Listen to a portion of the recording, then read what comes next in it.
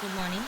ચાલો, આજનો next step છે રેકોર્ડ. બરાબર, સેલ્ફ ડેવલપમેન્ટ એન્ડ અસેસમેન્ટની અંદર નેક્સ્ટ સ્ટેપ છે રેકોર્ડ. બરાબર, તો અહીંયા રેકોર્ડ એટલે શું કે આપણે જે પણ કામ કરીએ છીએ, બરાબર, આપણી જે વસ્તુ આખા દિવસમાં કરવાની છે, જેને આપણે ઓર્ગેનાઇઝ કરીએ છીએ, બરાબર છે, કે આજે આપણે આટલી વસ્તુ કરવાની છે, એનો એક રેકોર્ડ રાખવો. બરાબર, અહીંયા આપ્યું છે કે recording means whatever one encounter one has to sustain in writing. For recording the things or events, good note keeping skills are required. બરાબર, તો તમારે આખા દિવસમાં જે પણ તમે કામ કરવાના છો એનું એક નોટ ડાઉન કરો. બરાબર, એનો રેકોર્ડ રાખો કે પછી તમે જે કામ કર્યું, બરાબર છે, એનો રેકોર્ડ રાખો. બરાબર છે, ડાયરીની અંદર કે આજે આપણે આટલું કામ કર્યું. These skills will help to reinforce the information in future when you need. તો હવે જ્યારે તમે આ રેકોર્ડ રાખવાની સ્કિલ રાખશો, બરાબર છે, તો એ જે વસ્તુ છે તમારા ફ્યુચરની અંદર પણ એટલી જ કામ લાગશે. બરાબર છે, અને કેવું છે કે તમે જ્યારે તમારો દિવસ સ્ટાર્ટ કરો છો અને એક સૂચિ બનાવો છો, એને આપણે ગુજરાતીમાં સૂચિ કહીએ છીએ. બરાબર છે, એક લિસ્ટ બનાવો છો, એમાં છે ને કેવું હોય કે પ્રાયોરિટી વાઇઝ પહેલાં આપણે એ બધી વસ્તુ ગોઠવી લેવાની. તો જેની અંદર એવું હોય કે સૌથી વધારે ઇમ્પોર્ટન્ટ કામ આજે આપણે આ કમ્પ્લીટ કરી જ દેવાનું છે. સૌથી વધારે ઇમ્પોર્ટન્ટ કામ હોય એને આપણે પ્રાયોરિટીઝ આપી એને શરૂઆતમાં રાખવાનું હોય. બરાબર, અને જે ઓછી પ્રાયોરિટીવાળું હોય એને ધીમે ધીમે કરીને આપણે ગોઠવતા જવાનું. બરાબર છે, તો એવી રીતે આપણે જે વસ્તુ જે છે, જે આપણે કામ કરવાનું છે એને ઓર્ગેનાઇઝ કરીને રાખીએ. બરાબર, પ્રાયોરિટી વાઇઝ, તો આપણને કેવું છે કે આખા દિવસનું કામ કરવાની બી સમજ પડે. બરાબર છે, અને કેવું છે કે ફ્યુચરનો પ્લાન પ્રમાણે માની લો કે કાલો પણ આપણે બનાવી લીધું કે ચાલો આટલું કામ કરવાનું છે, તો ફ્યુચરમાં પણ એટલું જ કામ લાગે છે. બરાબર, અને આપણે જ્યારે આ રેકોર્ડ રાખીએ છીએ લખીને, તો આપણે માની લો કે બીજા દિવસે આપણે જોવું હોય કે ચાલો આજે કંઈ કામ બાકી છે કાલના રેકોર્ડમાંથી, કે કાલે કેટલું કામ કરી નાખ્યું, એ જોવું હોય તો આપણે એ પણ જોઈ શકીએ છીએ. એટલે રેકોર્ડ એટલે વોઇસ રેકોર્ડ, પણ આપણે બધી વસ્તુ જે છે, બરાબર, એ ઓર્ગેનાઇઝ કરીને પ્રાયોરિટી વાઇઝ આપણે એને લખીએ છીએ. બરાબર છે, કશે નોટ ડાઉન કરીએ છીએ, તો એને કહીશું આપણે રેકોર્ડ. તો why is good record keeping important? Record રાખવો કેમ ઇમ્પોર્ટન્ટ છે? બરાબર, તો information is a primary organizational asset that is needed at present and into the future. Good record keeping underpins the provisions of good business information. જો આપણે છે ને જ્યારે પણ કોઈ પણ વસ્તુ હોય, બરાબર, માની લો કે તમે ઓર્ડર બી કર્યો કોઈ વસ્તુનો, કોઈ રો મટીરિયલનો, બરાબર છે, કે પછી માની લો કે તમે સ્ટેશનરી મંગાવી કે કોમ્પ્યુટર મંગાવ્યા, બરાબર છે, કે કોઈ બી રો મટીરિયલ મંગાવ્યું, કોઈ બી વસ્તુ છે કે આજે આમની સાથે મિટિંગ થઈ, તો મિટિંગમાં કેટલો ટાઈમ લાગ્યો, શું ડિસ્કસ કર્યું, કયા કયા પોઈન્ટ ડિસ્કસ કર્યા, બધી જ વસ્તુનું નોટ ડાઉન કરવાનું. બરાબર છે, તો તમે સ્ટેશનરી મંગાવી તો એમાં કેટલું મંગાવ્યું, કેટલા પેજીસ યુઝ કર્યા, બરાબર છે, એમાંથી કેટલા એની પ્રિન્ટ આઉટ કાઢી, કેટલાની ઝેરોક્સ કાઢી, બરાબર છે, એવી રીતે બધી વસ્તુઓ તમે કેવું છે કે રેકોર્ડ રાખીએ આપણે, કે ઓર્ગેનાઇઝેશનની અંદર કેવું હોય કે જે બધી ઇન્ફોર્મેશન હોય ને આપણે એને રાખવી પડે. કેમ કે આખું એક વસ્તુ પૂરું થાય ને પછી એસ્ટિમેશન કાઢવામાં આવે કે હા ભાઈ આપણે ત્યાં આટલો ખર્ચો થાય છે, બરાબર, એટલે એસ્ટિમેશન માટે આ બધી વસ્તુ પણ જરૂરી છે. Good record keeping helps you to find the share the information you need. Your business relies on information. બરાબર છે, બધી ઇન્ફોર્મેશન પર જ બિઝનેસ ટકેલો છે, તો without it can not function. Good record keeping can help you to find the information you need. It promotes the creation of full and accurate record in first place. It also involves storing and managing records appropriately so that the information will be available to you when you need it. It can also assist you to promote information sharing and collaboration. તો જ્યારે તમારી પાસે બધી information ready પડેલી હોય, બરાબર, કે માની લો કે તમે રો મટીરિયલ માટે ઓર્ડર કરો છો ને, તો એ લેખિતમાં કરવાનું. તમે ભલે મેલ કર્યો, બરાબર, પણ એક પેજ પર બી એને આપણે પ્રિન્ટ આઉટ કાઢીએ, બરાબર, અને એક ફાઇલમાં મૂકી દઈએ.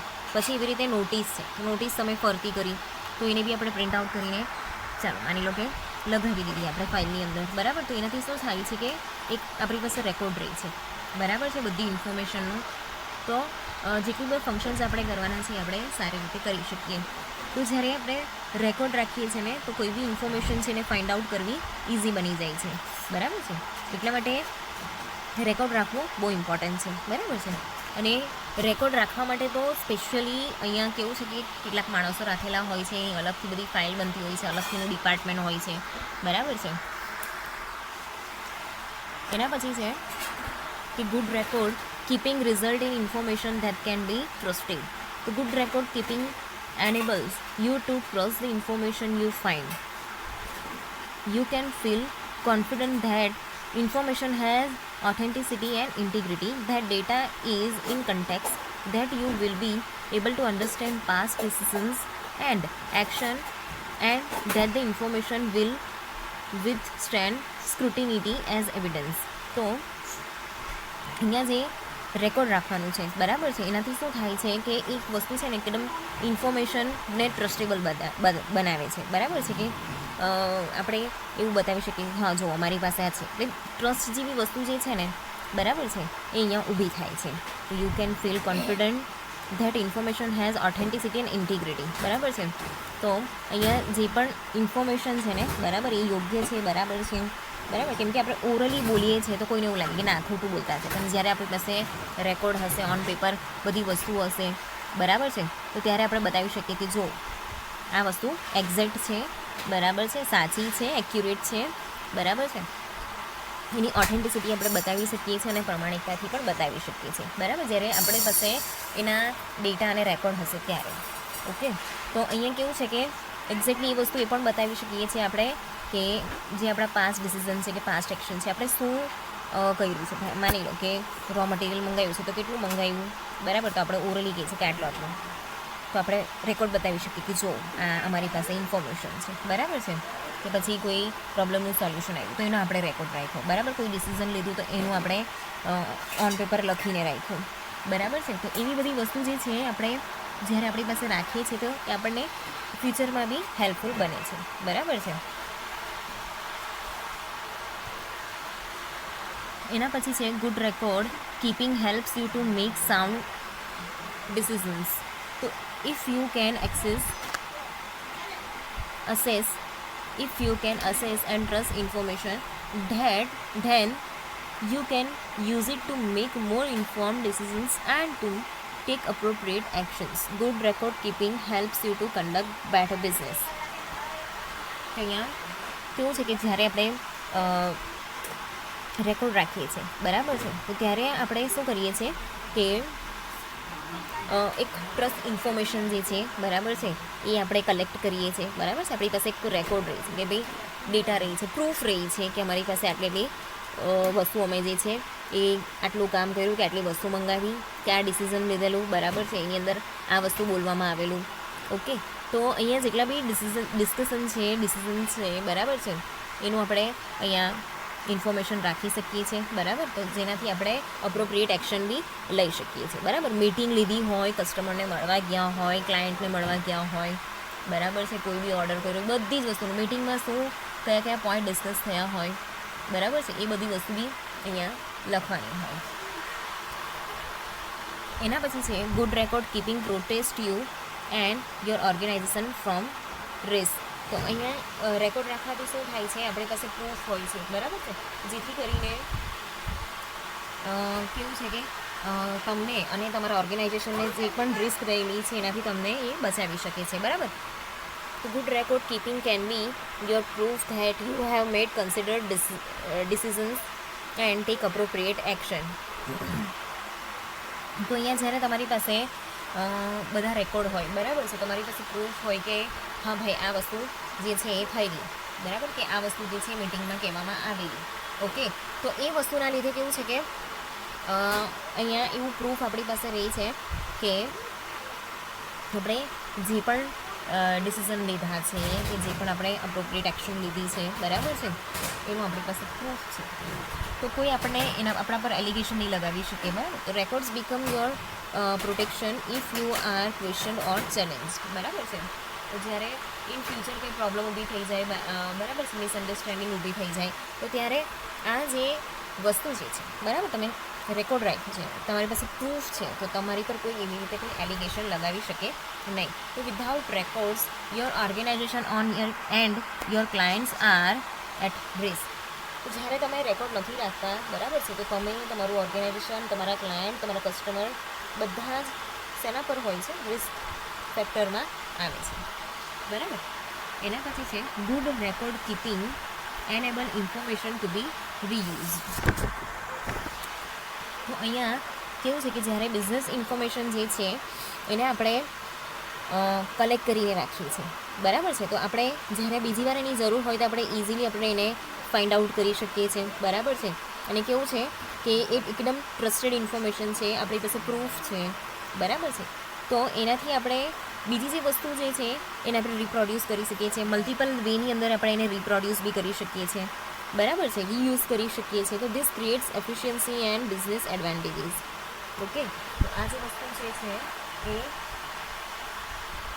એક એફિશિયન્સી જે છે, બરાબર, જે બિઝનેસ એડવાન્ટેજીસ છે એ આપણે લાવી શકીએ છીએ. તો it can help you to maximise car and resources, બરાબર. તો અહીંયા આપણે જે આપણા રિસોર્સિસ છે એની પણ આપણે બચત કરી શકીએ. ચાલો નેક્સ્ટ આપણે લઈએ રિમેમ્બર, બરાબર.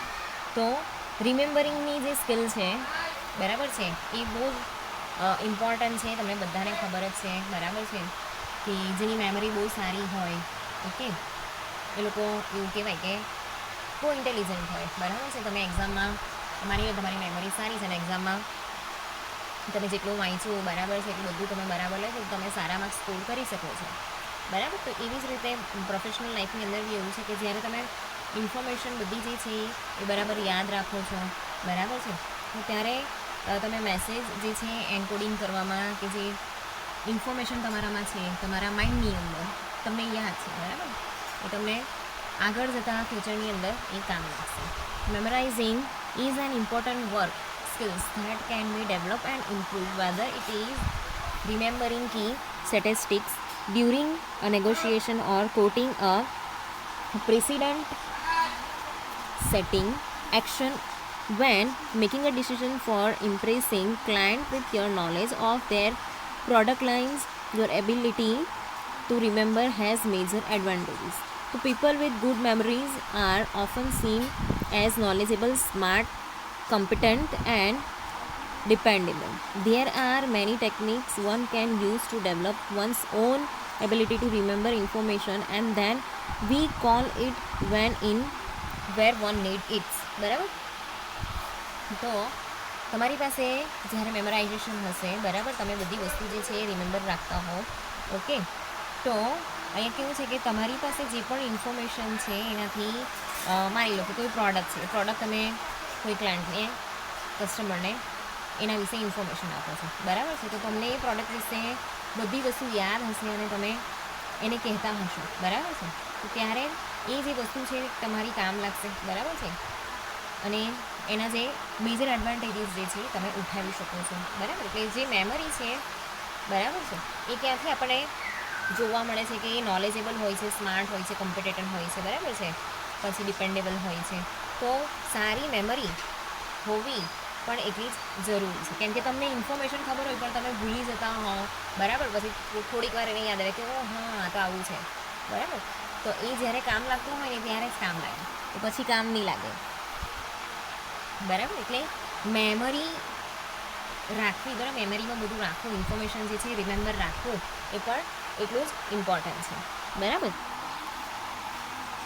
The basis of a good memory is a healthy mind and body. You can't expect your brain to function at its best if you don't take care of body that feeds it. Mentioned below are few of the tips to consider. અહીંયા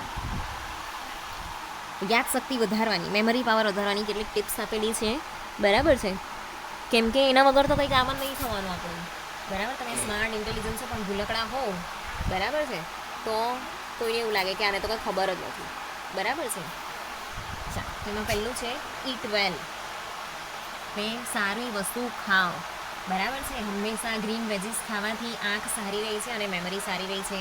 beetroot આવે છે, બરાબર, એને ખાવાથી memory સારી રહે છે.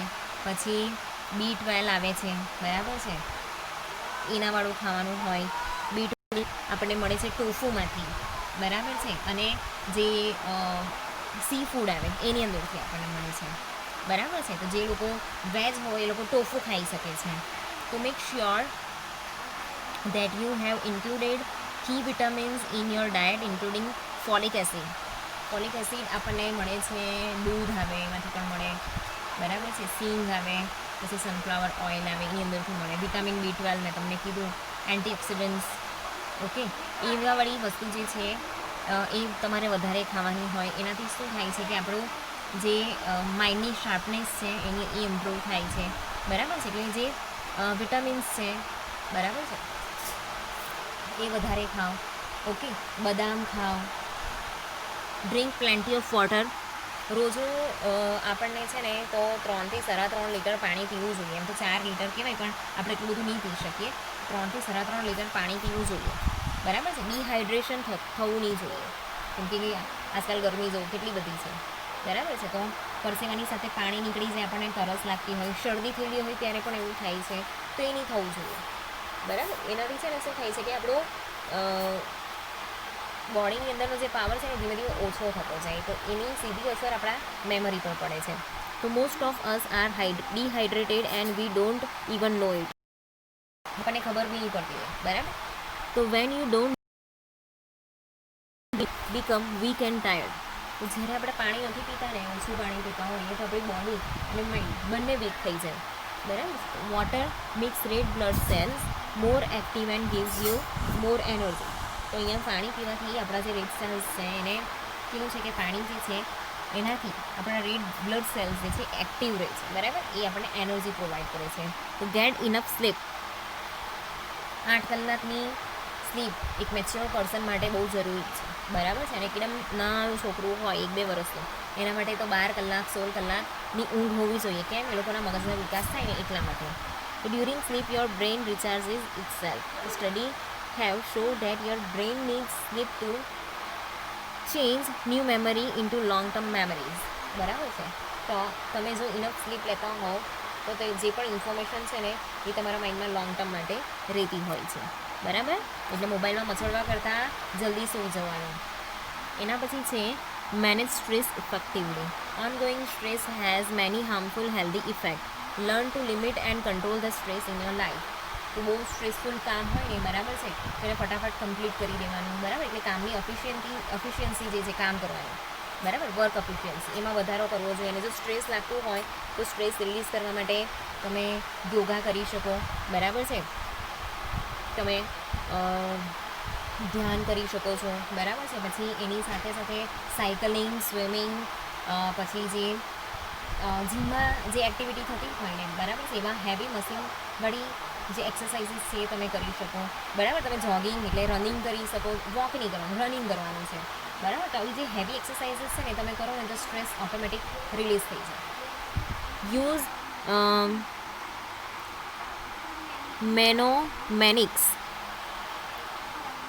મેનોમેનિક્સ are simple memory improving tools that help you connect every day. એટલે ગેમ જેવું આવે આ કદાચ. તો easy to remember items and ideas to information you want to remember. Later, by recalling this everyday item, you can also recall what you wanted to remember. બરાબર. આ છે ને એક ક્વિઝ જેવું આવે છે, સમથિંગ ગેમ, વર્ડ ગેમ જેવું આવે છે મેનોમેનિક, બરાબર છે. એ તમે કરી શકો છો. હવે નેક્સ્ટ લેક્ચરમાં આપણે કરીશું એસેસ.